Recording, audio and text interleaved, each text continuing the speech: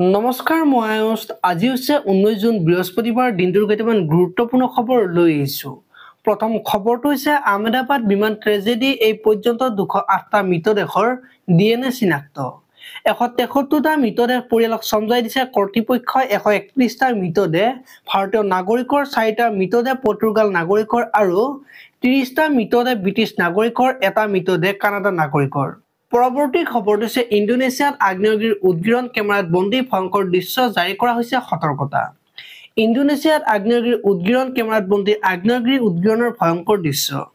ইণ্ডোনেছিয়াৰ মাউণ্ট লেবটবিৰ লাকিৰ আগ্নেয়গিৰি উদগীৰণৰ পাছতে আকাশত দেখা গ'ল ধোঁৱাৰ ডাঠ আৱৰণ। পৰৱৰ্তী খবৰটো হৈছে অসম আৰক্ষীত 4টা নতুন বেটেলিয়নৰ নামাকৰণ। Assam special reserve force battalion 1 আৰু 2 ক্ৰমে 29 আৰু 30 অসম আৰক্ষী বেটেলিয়ন নামেৰে নামাকৰণ।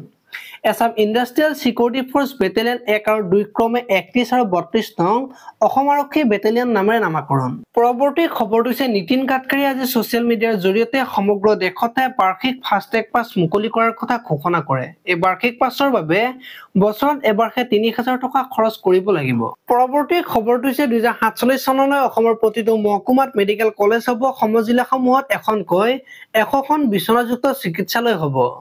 2030 চনলৈ মেডিকেল কলেজৰ পৰা 3000 চিকিৎসক ওলাব, এই কথা মন্তব্য কৰিলে মুখ্যমন্ত্ৰী ডক্টৰ হিমন্ত বিশ্ব শৰ্মাই। পৰৱৰ্তী খবৰটো হৈছে এয়াৰ ইণ্ডিয়াৰ ইখনৰ পিছত সিখন বিমান বিসংগতি। 12 জুনৰ পৰা 18% বিমানৰ উৰণ বাতিল। 12 জুনৰ পৰা 462খন বিমানৰ 18%ৰ উৰণ বাতিল। এয়াৰ ইণ্ডিয়াই পৰীক্ষা কৰিছে বিমানসমূহ। 17 জুনলৈকে 24খন বিমানৰ পৰীক্ষা সম্পূৰ্ণ। 4খন বিমানত ধৰা পৰিছে গুৰুত্বপূৰ্ণ বিসংগতি। সম্পূৰ্ণ মেৰামতি কৰাৰ পাছতহে উৰণৰ বাবে দিয়া হ'ব অনুমতি। পৰৱৰ্তী খবৰটো হৈছে ধুবুৰী আইন শৃংখলাক লৈ সতৰ্ক জিলা প্ৰশাসনৰ। সকলো ব্যৱসায়িক প্ৰতিষ্ঠানত চিচিটিভি লগোৱাৰ নিৰ্দেশ। ব্যৱসায়িক প্ৰতিষ্ঠান এপাৰ্টমেণ্টত লগাব লাগিব চিচিটিভি। অহা 10 দিনৰ ভিতৰত লগাব লাগিব চিচিটিভি। 30 দিনলৈকে জমা ৰাখিব লাগিব চিচিটিভিৰ ভিডিঅ'। জিলা আয়ুক্তই জাৰি কৰিছে নিৰ্দেশনা। পৰৱৰ্তী খবৰটো হৈছে ডনাল্ড ট্ৰাম্পৰ সৈতে মোদীৰ বাৰ্তালাপ। অপাৰেচন সিন্দুৰৰ সন্দৰ্ভত 35 মিনিট ধৰি টেলিফোনযোগে বাৰ্তালাপ। ভাৰতে সন্ত্ৰাসবাদক যোগ্য প্ৰত্যুত্তৰ দিছে বুলি ক'লে ট্ৰাম্পে।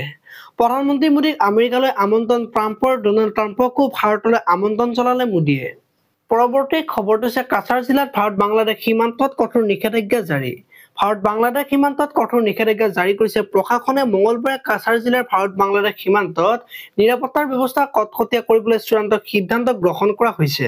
পৰৱৰ্তী খবৰটো হৈছে এতিয়াৰে পৰা 15 দিনৰ ভিতৰত ভোটাৰে পাব ফটোযুক্ত পৰিচয় পত্ৰ। ইয়াৰ বাবে দেশৰ নিৰ্বাচন আয়োগে জাৰি কৰিছে SOP। ভোটাৰৰ তথ্য সলনিৰ দিন ধৰি 15 দিনৰ ভিতৰত পাব পৰিচয় পত্ৰ।